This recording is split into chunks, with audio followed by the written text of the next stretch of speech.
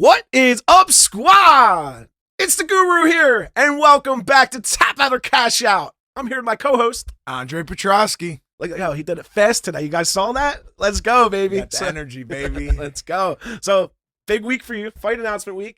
How you feeling about it? Going to Atlanta? I feel great, man. I'm really happy. I got a new contract, so I got a new 4-fight deal. That's cool. It's the An first time I heard about opponent that I've asked for a couple times, but yeah, I'm excited. Yeah, Yeah, it's pretty good. And you got to see, like, dude, it really shows you in your division. Like, we were talking earlier off camera about the Mearshart Tavares fight. Yeah. Mearshart, you beat Mearshart. You beat Mearshart, right? Yep. You beat Mearshart, okay. He looked at me funny. I was Yeah. like, but so it kind of shows like that. You know, the lines are forming in the division, Yeah. right? So when you go down, it's like now everybody you're gonna fight like is like kind of a career making fight, right? So how does that feel? So, well, for the Mearshart fight, like Mearshart is one that beat Shabazian. Yeah. And well, first off, my fight is against Edmund Shabazian, Right. June 14th in Atlanta. But Tavares, Shabazian beat Tavares. Yeah. So you get to see kind of both, and of course Tavares beat Mearshart. Andre loves MMA. So it was a fight that I was interested in watching. Yeah. Nonetheless, I made sure I tuned in and watched it. What did you think about the fight?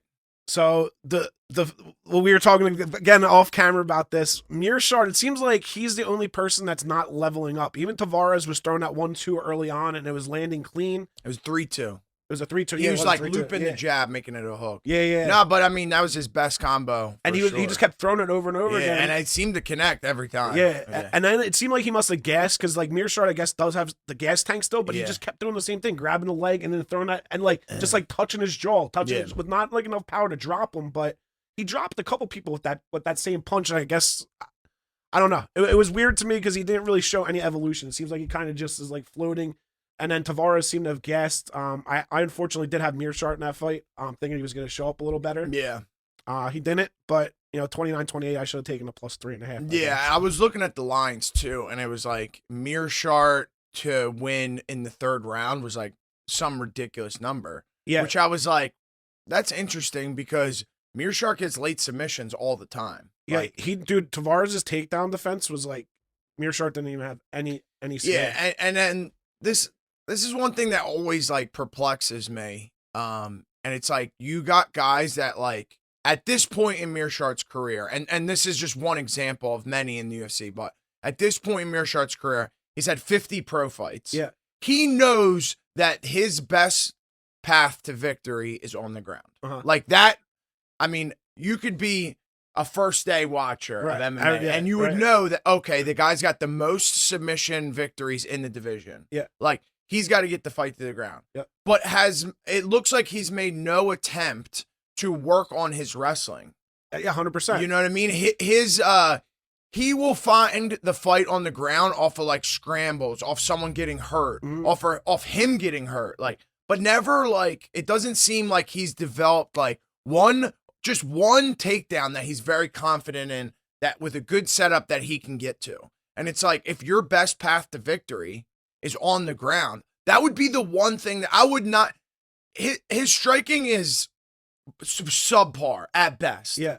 Forget that. Like, forget your striking. Your striking's not getting better. Like, work on one setup to a takedown. Yeah. Work on your takedown. I don't think he threw a combo. I really don't. I think Yeah. he just like literally like one of the like beginner MMA, like fake the overhand, go for the takedown. That's what he just kept doing over and over again. Like, honestly, that's not even what I saw. I would have that's a decent setup. Yeah. But he just shoots without throwing any punches. Yeah. And when you do that, you have no reason to keep your hands up to defend the shot. So if you're not throwing a punch before your shot, you bring your hands down. Yeah.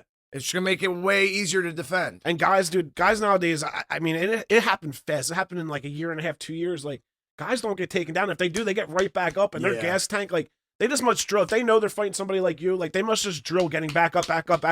Which back to the Shabazian fight, like, we know obviously the approach to beat Edmund Shabazian. You know, he's dangerous on the feet. You take him to the ground. He's gotten ground and pounded. He's gotten finished on the ground. That seems like the blueprint for Shabazian. But again, we know the Shabazian camp, now is going to be practicing up against the cage, doing cage work, using everything he can to get up and strike with you, right? That's going to be his game plan. So what do you do to combat something like that? You get better on the ground. You maybe you don't put everything into every takedown and holding him down, but you know, in my head I think like, all right, he can get back to his feet maybe 2 times. And especially with Shabazi, and I know he gasses. Yeah. It's like he's got 2 get-ups back in him. Yeah. You know what I mean? So I just got to trust in the process that, you know, after the second one, he's going to start to fade. And pound your cardio. Oh, yeah. Yeah.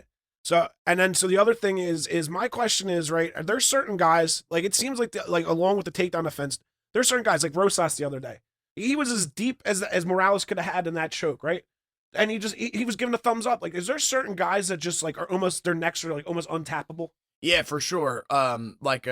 Like a Wonder Boy, or remember when Woodley had him in like and it's like what do you do to finish these guys? It's like, what do you do if that's your whole game plan to fight somebody? So Nursultan is that way. When I train with Nursultan, he's really hard to. It's like no shoulders, right? So when you're finishing a choke, like usually you have the lock or your arms on one side of the carotid to put someone to sleep. Just a basic.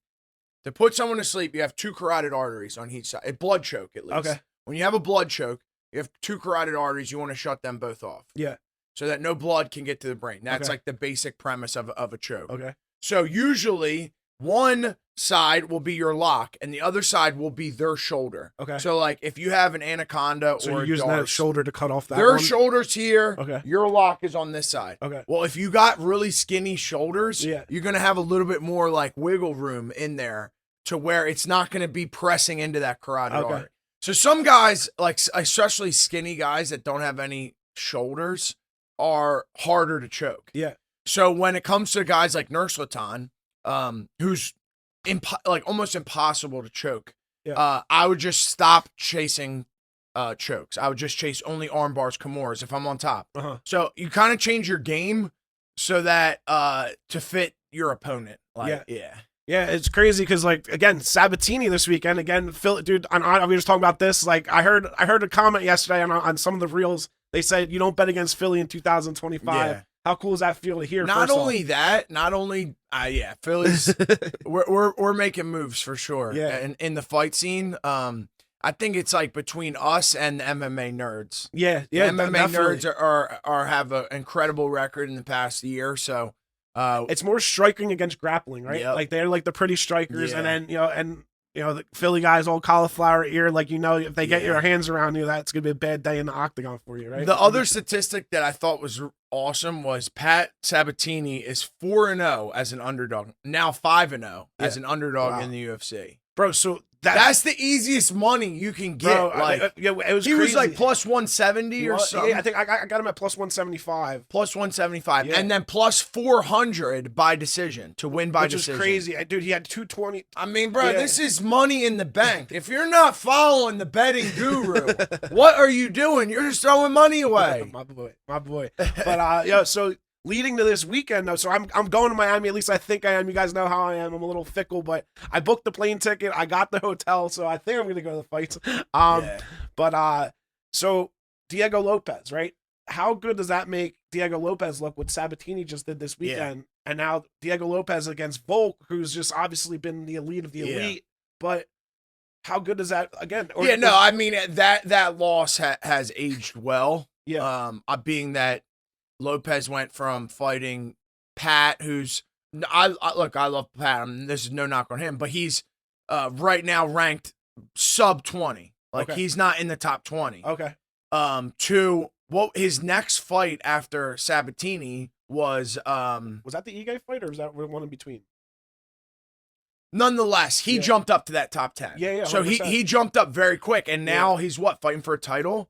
Like, dude, that's a quick rise. Yeah, and like he's barely like again the Ige fight, and that was short notice. Ige took it in 5 hours notice, and I think it was a catch weight, but he lost the third round, and then he did look good his last fight. But it's Volkanovski, and it's funny because I saw Volkanovski's training with Craig Jones a lot, so he's definitely going to probably work on his jiu-jitsu for sure. And I love Volk.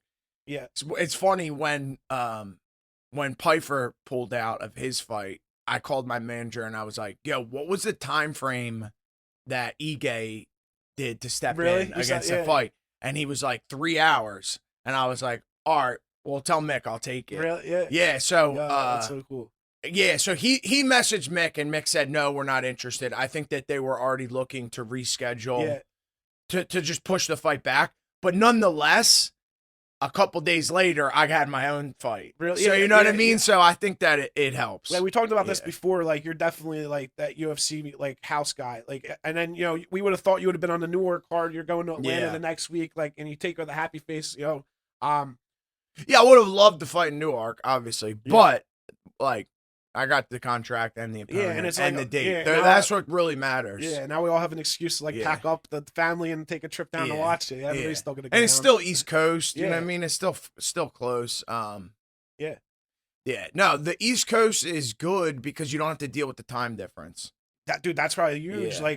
Like again, that's why the only reason why I'm okay with going to Miami, like the Vegas trips, dude. Like I feel like I need a whole day to like recover before I can even like do what I'm there to do. You know what I mean? It's tough when you're in Vegas, when you get to Vegas and your first workout is at 10 o'clock. Yeah. And you're up at 4:30 in the morning and you're like, fuck, why am I awake? Like, I need to be sleeping until 9 o'clock so I can be rested for my workout. So what do you do? Like you just like, there's nothing really you can do. I mean, you try to go to bed earlier, but like at the end of the day, like when your rhythm, your circadian rhythm is here is all right. I wake up at 7 o'clock every morning. Yeah. Then you're 3 hours behind and it's 4:30 and you're like, I'm awake. Yeah, right. Yeah. And it's like not even like you have a full life. Like you don't go back to sleep. Like when you're up, you go. Yeah. It's interesting. I always think about that because like even the London card, like these guys are fighting in the middle of the night. Yeah. And it's like, and then the travel, and it's like, I guess that's why fighters are always sick, right? Like, but so yeah, get into some of these fights this week, right?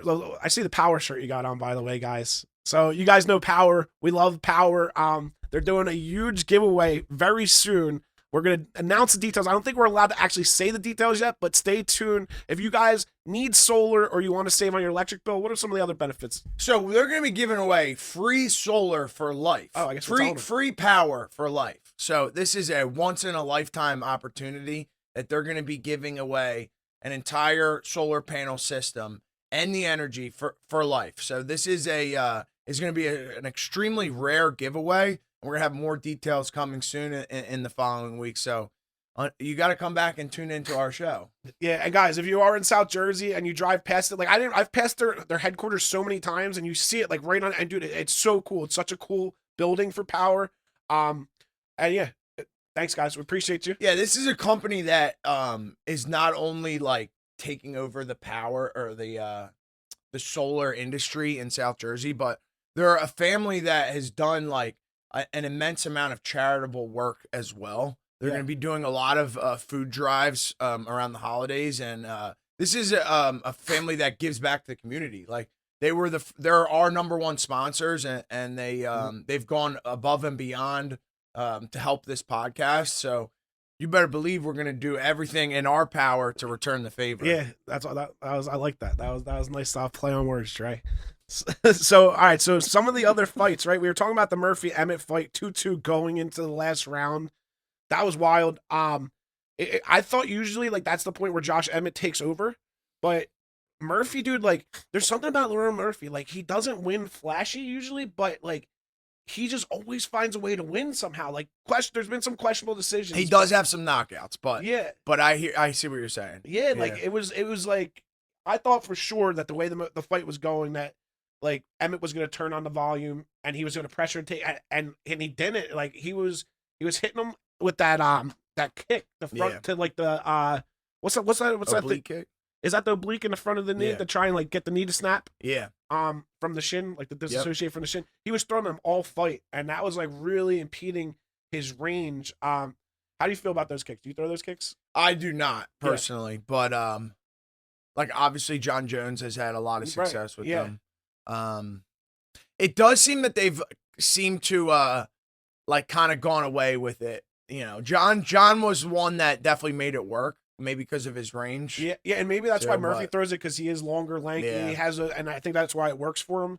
But again, so like this is what I was thinking about on the way over when you're talking about like tapping people out, right? So like to actually like get to the point of like, obviously you don't want to throw those at people in training, your partners, you don't want to hurt somebody. So it's like, I don't really know. I guess you just have to practice that on pads, right?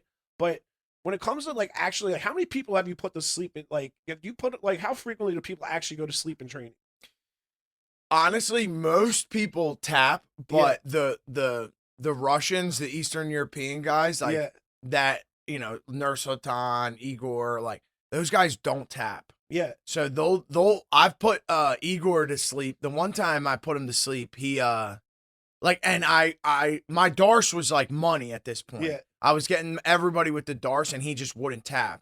So I switched up the way I was finishing it the one day, and I finished it a different way, and he went to sleep because he was like, oh, I don't tap to Andre's Darce, blah blah blah. Yeah. So he went to sleep this day, and Eddie was there cornering me, was there coaching me that day. And when he came to, it was like the most bizarre thing ever. When he came to, and I've choked people out, not like bragging, but I've choked people to sleep in practice before.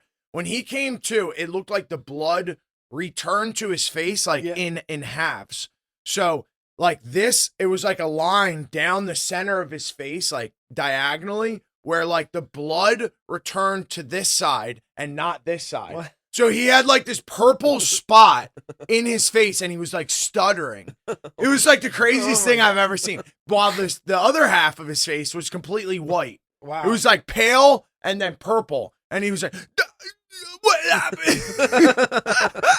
And I was like, bro, settle down. Take a breath. That's great, bro. Yeah. It's like, I'm thinking about it because, like, again, we were talking about Rosas earlier. Yeah. Like, he didn't, like, I feel like you need to, like, go the full way because guys aren't going to tap in the octagon, right? Yeah. So it's like, you need to know, like, hey, if I'm going to go for this and take a chance to burn out my arms, like, you need to know that you're actually going to be able to finish it, right? Yeah. No, for sure. And I've been on both sides of the fence. Like, in beginning in my career, I used to just like put everything into submissions, like, and like with no thought of like, what if I don't get it? Yeah.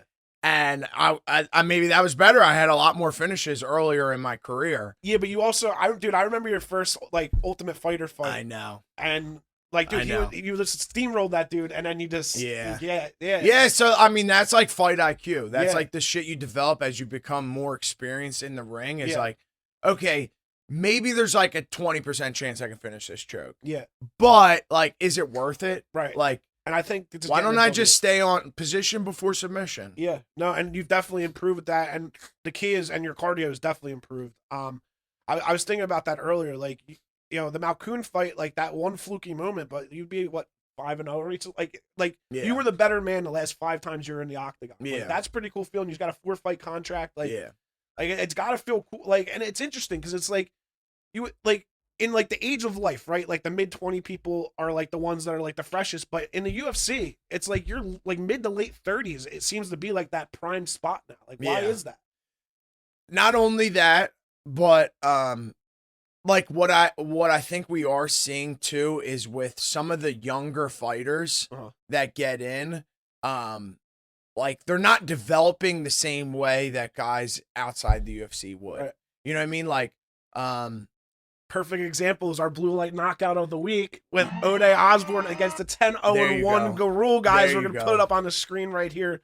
Blue light in Woodbury, New Jersey, opening up in Gloucester City very soon, guys. Go check them out. And you see here, dude, so you can see right away, first off, you're talking about the body types. To your point, O'Day Osborne, who's been in the UFC for years now, again, this is why watching the weigh-ins, you could see like his body was just like an elite body compared to Garul, who's undefeated, and Garul was the better grappler. But that was wild. That Osborne fight, a couple other things with the fight.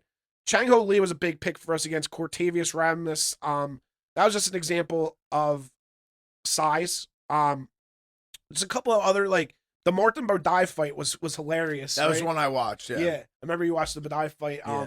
Dude, 60-pound weight difference. Yeah. Like, and then the dude but the agent who was throwing bombs, like he called him. Like, did you see like how close he was to fall? Yeah. Like that was the smaller guy won, right? No. Bodai won. But because he was too big. But the smaller guy late like hit the one, and he called him, and like Budai like did like the stanky leg, and he just like he didn't fall. Like he was like literally like a good thing because I had Budai, but 60-pound weight difference. So now that kid goes down to 205. Yeah, but even though he was like 60 pounds smaller, he was the same height, if not taller. Yeah. And it's heavyweight. Like, I don't think that guy had 60 pounds of good weight. You know what I mean? Well, like, apparently he was like 285 or something at fight. Right. So like it was like I remember them saying that. Yeah, it was crazy. So like those like Budai is like a real heavyweight. Like he's a guy who has to cut weight to get the heavyweight versus somebody who just was eating with. Look, I like smaller heavyweights. I think Stipe was one of the best heavyweights there was, and he was only like 235, which is crazy to think. Which is only 10 pounds more than I wonder why that is. Blavai. Like, what was Blavai's opponent's name? Budai's opponent? Yeah. Oren Satabiela. That's a tough name. But anyways, Stipe is only 10 pounds heavier than him. So I wouldn't necessarily, I know this might be an unpopular opinion, but I wouldn't necessarily jump to cut to light heavyweight if I was him. Really? Yeah.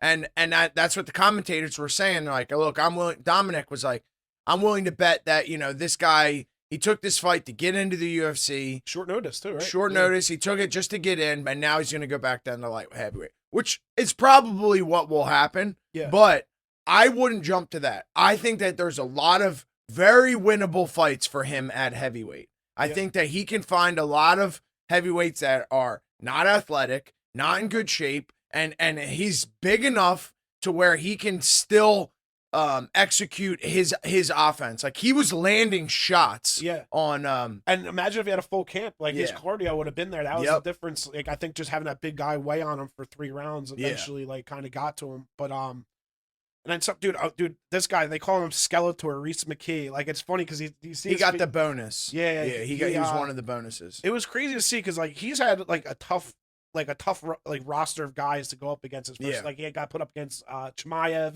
And then so another beast, I forget who. Do you remember who he fought against? That was his first fight. Was against Chimaev. I think it might have been his second fight, or maybe it's one of the other. Or that was Hamzat's first fight. I think it was Hamzat's first. Yeah. And so it's interesting, right? So you have a guy that they start at the top, and then like this guy comes in, he's like, oh, this guy's a can. Like he's he thinks he's gonna win, and he just his eye. Did you see his eye and his lip? No, bro, his eye was so we didn't even see the lip initially on the broadcast, but the lip was like split here. I'm surprised Dana didn't post it. Maybe he did. I'm sure he did. But like, dude, it was like almost like he had a pizza slice out of his lip. Yeah. And like his eye, dude. The Robbie Lawler lip. Yeah, dude. It was so. That? Yeah. It was bad, bro. It was bad. I actually just rewatched the Askren, like that Bulldog. I still don't know how that fight got stopped. Like rewatching it. Yeah. Like the fact that like, dude, like it's amazing how fast like MMA refs have evolved at knowing like what a choke is. Like there was no possible way for that dude to like be out from that Bulldog choke. Yeah. And the ref stopped the fight. Like that was crazy. I saw it the other day. But let me see. Anything else you want to touch on from that card? Or you want to get into this week? Let me see what other fights I watched on that card. Oh, the Torres Finney fight. What'd you think about? Did you watch that? No, I saw the highlights and I like how he said that. He's like, look, I won the fight. I'm still undefeated. Yeah. But I have a lot of work to do. Like I have a lot of things that I can go back and fix, which is true. Like he's we all got shit we got to get better at. I just don't understand what he's training, right? Like so he's supposed to be okay, so you don't want to strike. He's got that one punch, like if he catches you with, everybody on tape now is going to see that, right? But and he didn't even really strike at all. He didn't even try and strike with this dude Valentine. And in the beginning of the third round, Valentine was like talking to him when they were striking. He's like, I got you now, but and like you could see, and then he takes him. But there were so many times if you're gonna grapple, right, and somebody gives their back up and you're that big, he didn't put any hooks in. Like he didn't do anything like jiu-jitsu wise. It seemed like he was lost. He's just a pure wrestler. Yeah. So like it's very interesting if you're not able to strike. If you're gonna be a guy in the ground, like why are you not rapidly evolving your ground game? I'm sure he's going to go back and work on that. Yeah. That's I just dude, so many times where he like had like one hook in kinda, but like he didn't even like make an effort to like put hooks in and take his back. Like it was really weird. And the guy would get up and then he'd have to go reshoot. And luckily he was able 26 years old, 11-0 out of Georgia. Fitty. I wonder if they'll try to put him on the Georgia card. Oh, maybe. Yeah. Yeah, there you go. So yeah, Andre's thinking ahead that he's probably gonna he's got to say high things about Terrence because he might run into him shortly. Torres. But no, they like him. He's built like a Like dude, he's a 5'8" character. heavyweight. Dude, Yeah. I heard Brady talking about it. No, middleweight. He's a middleweight. Oh, he's a middleweight. All right, so this week, guys, again, I'm going to be here. Are you going? Did you see the other guy? No, I'm not. Oh, you're not going to go this week? Okay. Not to Miami. Okay. Did you see the other guy? He was young, like 22 years old, a middleweight on the Mexico City card, and he won. Forget his name. Let me see if I can look it up. Oh, okay. Here, gotcha. This guy, Gaultier. Atiba Gaultier. He got a knockout. Bro, this dude's only 22 years old, and he is built like... Dude, he's a tank. Dude, we loaded on him. He is so shredded. Really? Yeah, and he was like... It was weird, because he was almost even money by finish. 7-1. Yeah. I wonder who he lost to. 6'4", 81-inch reach. Yeah. 81-inch reach. Yeah, he was big. 22 years old at middleweight. Yeah, he's he kind of reminded me of that Cuban guy that got cut. Yoel Romero? Yeah, no, the heavyweight. Yeah, the big dude that was throwing bombs. Yeah. Yep. But yeah, no. Dude, look at this guy. Let me see. He's 8-1. He only has one decision. His last 6 fights were all by TKO. Yeah, that's interesting. Like, it's weird how guys like that. Like, I wonder how his grappling is. Like, I wonder if somebody, like, once he levels up, if somebody's gonna just be able to take him right down or not.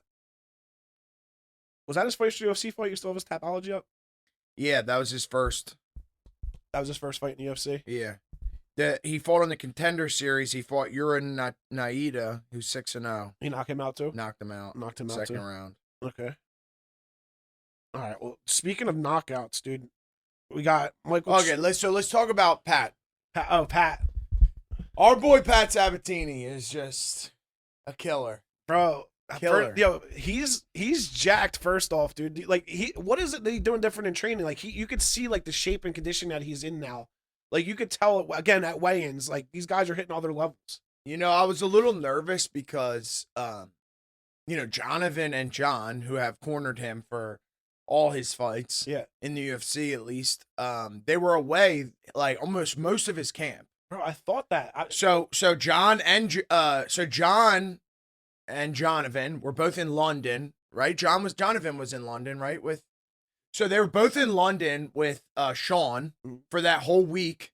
And then they go to Mexico City. They're with Piper for a week leading up. And then Pat fights the following week. So the last 3 weeks of Pat's camp, both of his coaches were gone. So he spent a lot of time with Eddie. I was just saying, wasn't Eddie in his corner too? Right. Yeah. So he spent a lot of time with Eddie. That's what. Yeah, dude. They were so vocal, and like, dude, he had 3 guys that sounded like they were screaming different commands to him. Yeah. So like, his cardio was good. He was very calm and relaxed.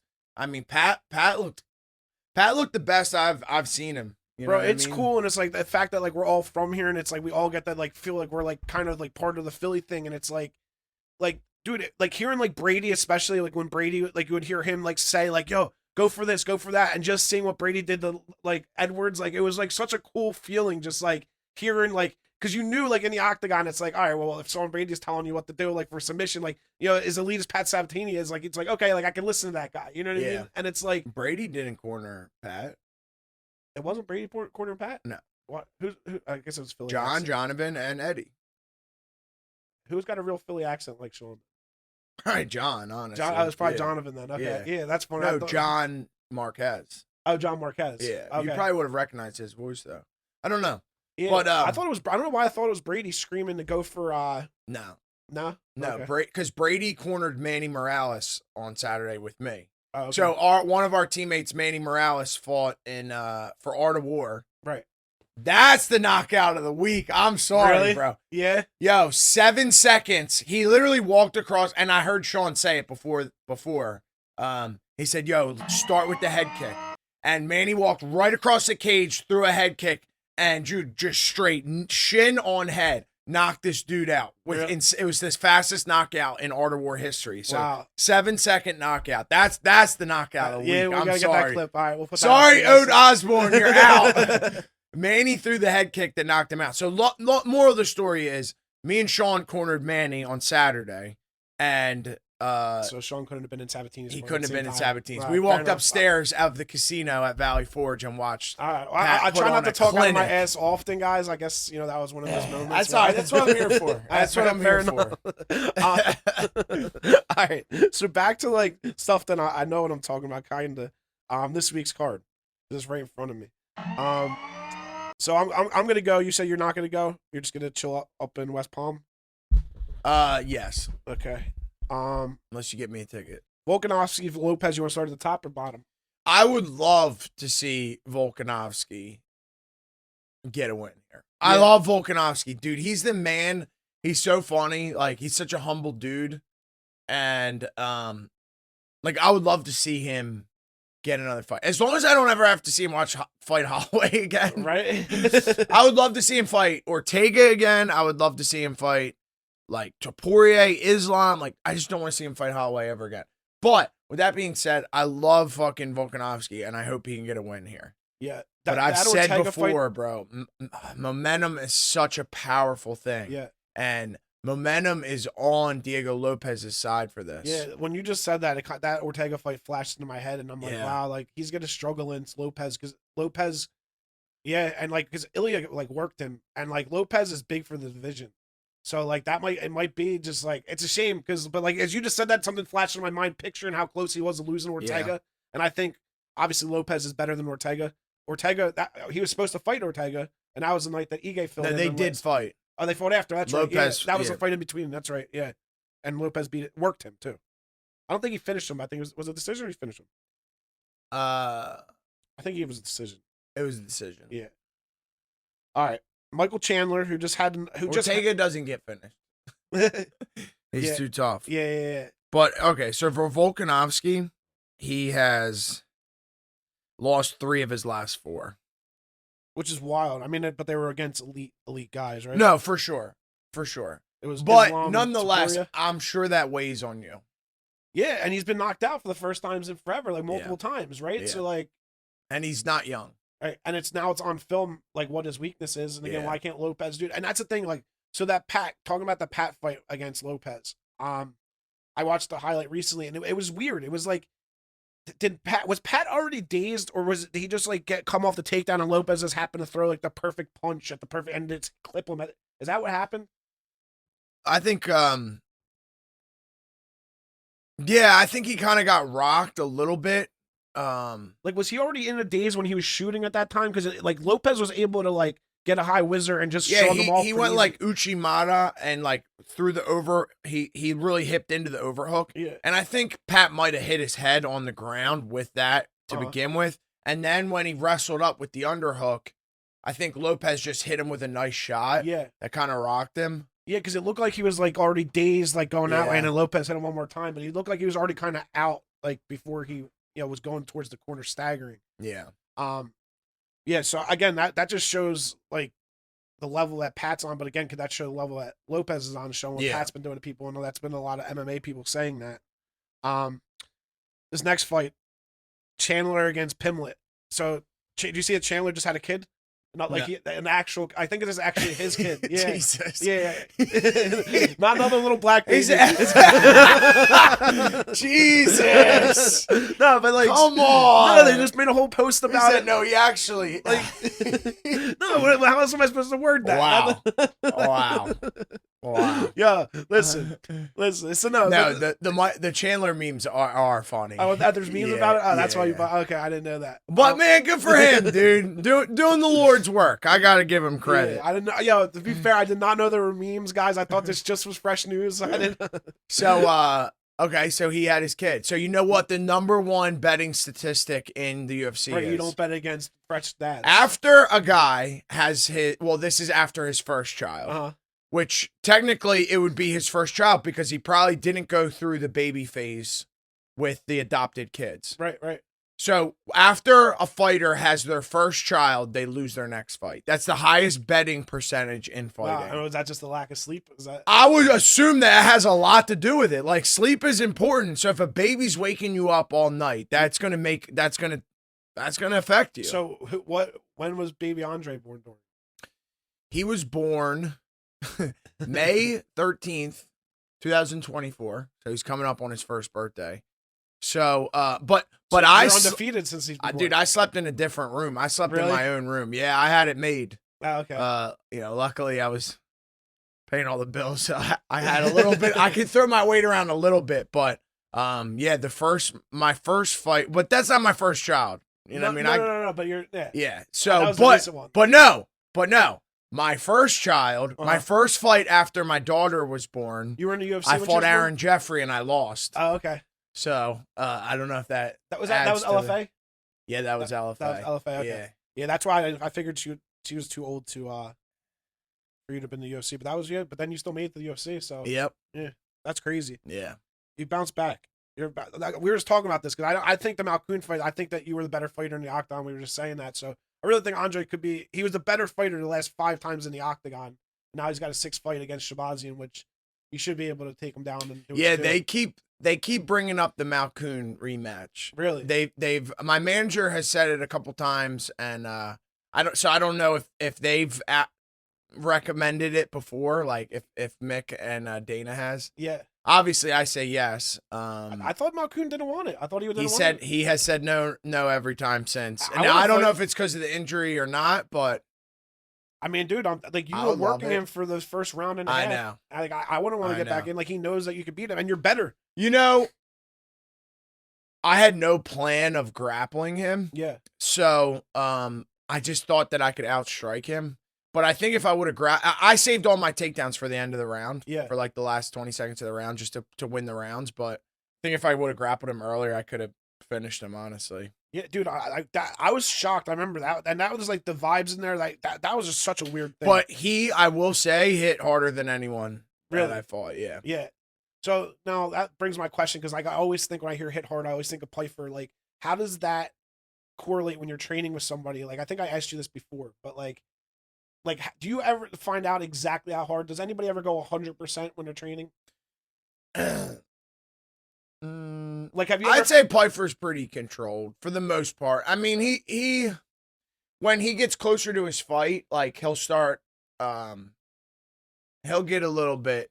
Yeah, he'll hit a little bit harder for sure, but overall, but granted, we have bigger gloves on. Like, right. He's never hit me with 4-ounce gloves. Well, I was just curious if you were able to, like, make the comparison, if it was a fair comparison to make, like when you say Malkoun hits the hard, but like somebody in your gym, you wouldn't really know what their hardest felt like because you've never felt it in the octagon type thing. Yeah. But so you really, it's it's not until you get in the moment. No, Pfeiffer obviously hits hard. He's a knockout puncher for sure. Yeah, he hits very hard. But most of the time I'm strong with Pfeiffer, it's with big gloves. Okay, so you never. So it's a little bit different. Yeah. Gotcha.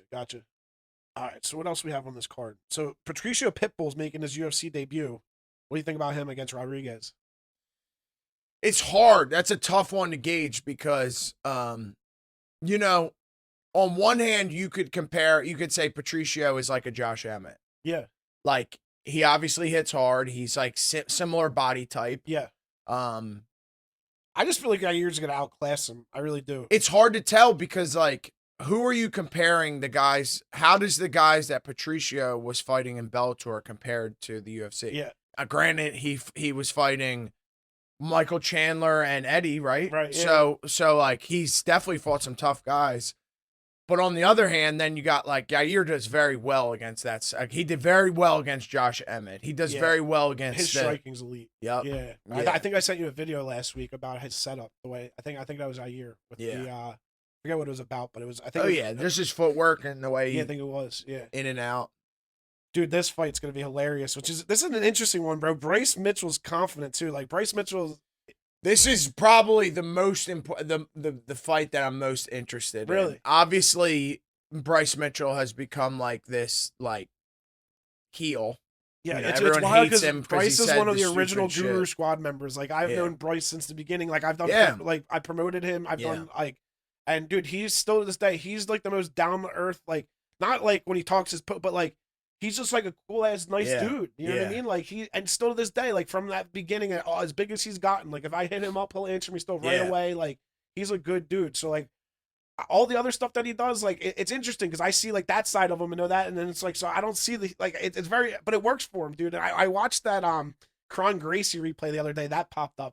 when Kron pulled guard, and he just hit him with the 2 elbows, or like forearms, I guess. Yeah. And like he kind of like flash knocked him out twice. And, That he's a beast, but Gene Silva. I mean, obviously Bryce Mitchell has to win this fight on the ground. Yeah. Dude, Gene Silva is a killer. Another fighting nerd. Like a killer. Yeah. And I mean, it is very obvious that they're feeding Bryce Mitchell to the wolves. Yeah. Like because this is what he asked for. He's like the most hated man in the UFC right now. I'm surprised it's only comments. minus 275 for Gene Silva. So like they're really saying that Bryce Mitchell's like the gatekeeper for like the top of the division, with him only being minus. I thought he was going to be like minus like 750. The way that Gene Silva's been rolling through people. Here's the thing: what Bryce Mitchell did to Edson Barboza, what Bryce Mitchell has done to like very high level guys.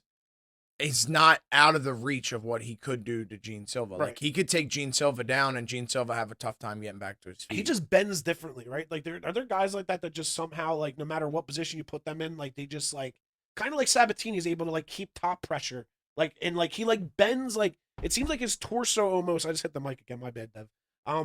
It seems like his torso like it like bends in a certain way that he's able to like comfortably like put more top pressure than other guys whose bodies like don't. It's like they're shaped a certain way almost. Dude, Pat is definitely the most experienced martial artist on our team. Yeah. Like his background is insane. He's got, first off, he wrestled at Ryder for a short period. He competed internationally in Sambo. That's one thing a lot of guys don't know. Yeah, and I know Marab. He is a second or third degree black belt. In jiu-jitsu. Dude, he started fighting. He emancipated his parents when he was 17 years old. That's what they made him do. This makes no sense whatsoever, but that's what they required him to do to fight when he was 17. Really? He had to be emancipated from his parents. So he's been fighting for like 20 years. That's crazy. Not to mention all the years of wrestling, Sambo. So like, dude, Pat has just a wealth of knowledge. Now, how often do him and Brady roll together? Never.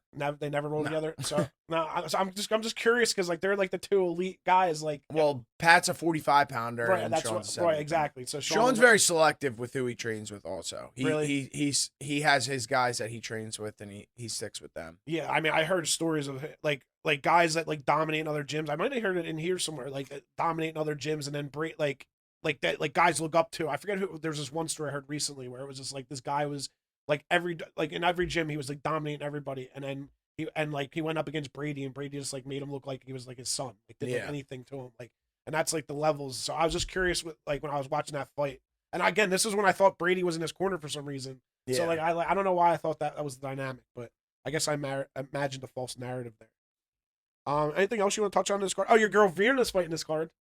John Dorobi. Yeah. Dre and I did like when we did the casino back in the day. He talked about him and Verna back in the day. Yeah, so I guess this was officially my first UFC fight was in Abu Dhabi. I had my first UFC fight, but it was against Gilmore, which was the Ultimate Fighter. We wore the Ultimate Fighter shorts. It was on a UFC card. I had the contract, but my next fight was in Abu Dhabi, and at the time was like the Island Boys. Really? Yeah, so it was like a big thing that the Island Boys, I don't know, you can look them up, but they were like some stupid one-hit wonder twin brothers.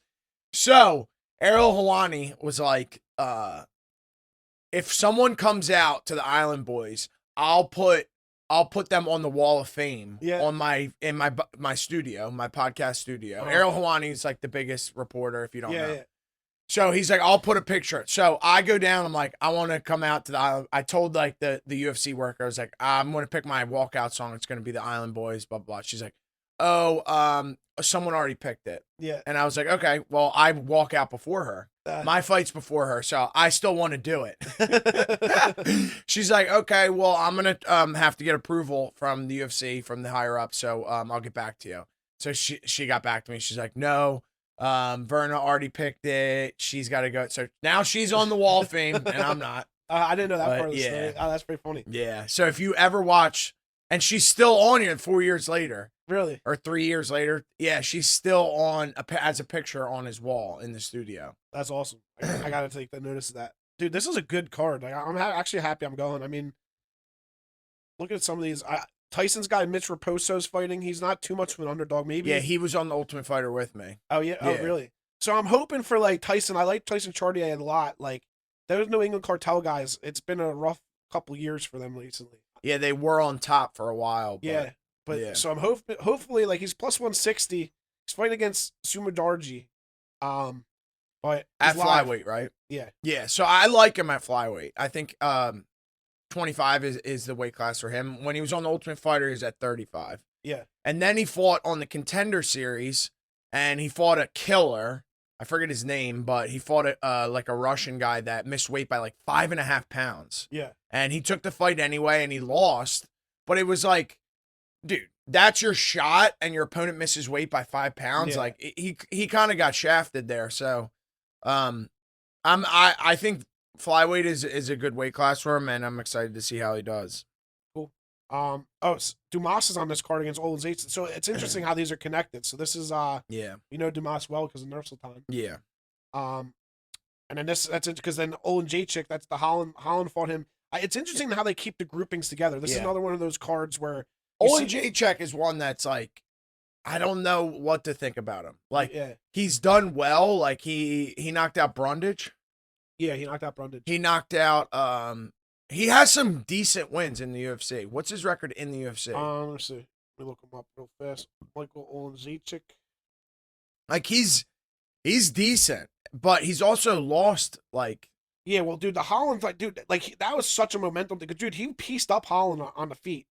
So he's lost his last 3. He lost to Shar Bullock, Kevin Holland with the armbar, and then Michel Pereira. So I mean that's understandable. Yeah. So he knocked out Chitty though. That's a big win actually.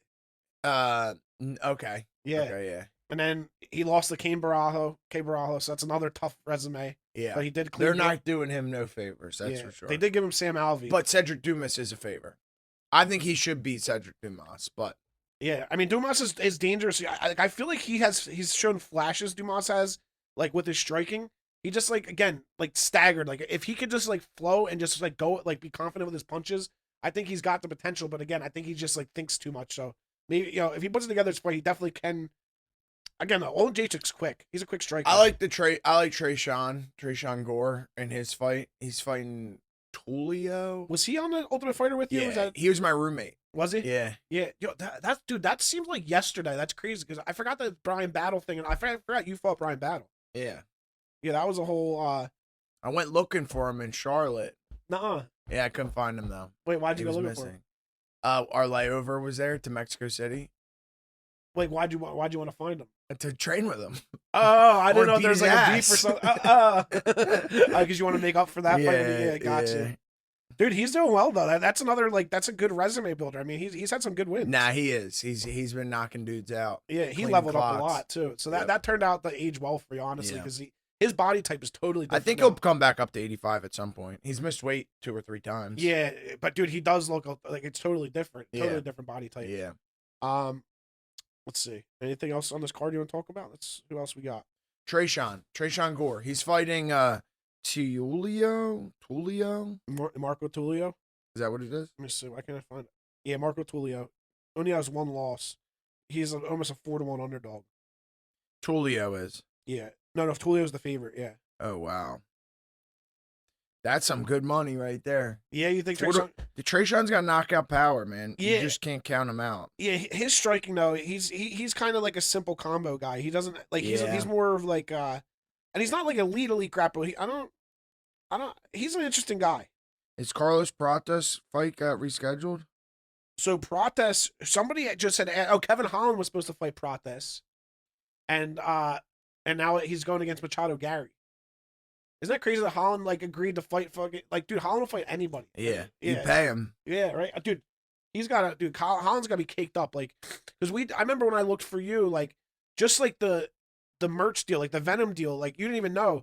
But like now that Andre's in his 11th fight, he gets more money just for wearing the merch, like extra. It's like, and then when you hit like 15 fights, you get an extra, and then you hit like 20, you get extra, and it like goes up like pretty like substantially once you go like fight by fight. Holland's got to have 15, 20 fights now, right? Yeah. Yeah. Yo, so Jim Miller has the most UFC fights of any fighter.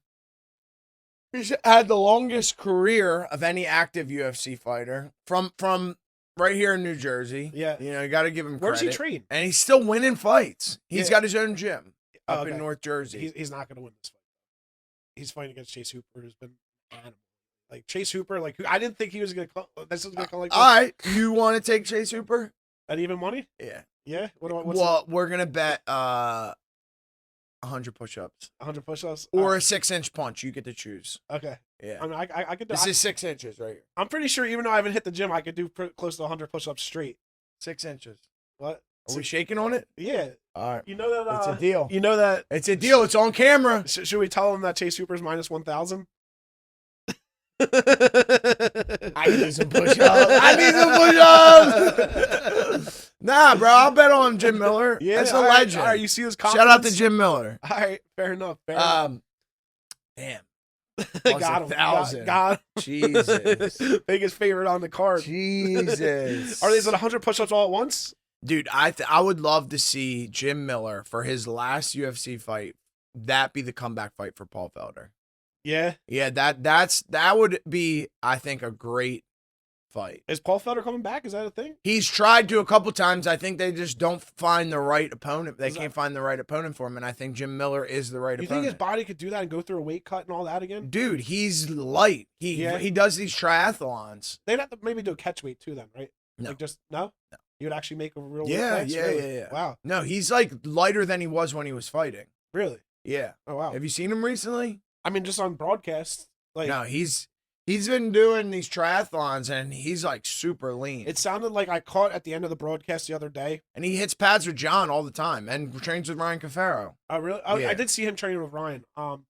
So no, I feel like so on the broadcast they like did the secondary broadcast and he was like one of the 4 panelists. So I feel like he's like the OG now, and like new fighters come on to like the panel, like because like when it ended, like you could still hear like the mic cut out, Yeah. and then like you could hear Paul say, "Okay, we're good." Like No, like, I think Paul's probably one of the best commentators. Yeah, in no, that group. I enjoy it. Yeah. I like Obviously, I'm biased because Cormier just talks shit on Philly fighters all the time. But Yeah. as far as Paul, I think Paul's Dude, incredible. Bisping, especially like when I'm watching a bet, dude, like because Bisping for some reason, like I don't know what he sees, but like it's not what everybody else usually sees going on in the octagon. Isn't that interesting though? Yeah. That two people, and I think that's part of the judging is like 3 people can watch the same fight and see 3 different things. Yeah, it's wild. But yeah, so that's about that. It looks like we're going to Miami this weekend, guys. You guys know I got taken for the team. Hey, welcome to Miami. All right, guys, appreciate you. Anything else? Nope. All right, we'll see you guys next week. Let's get it.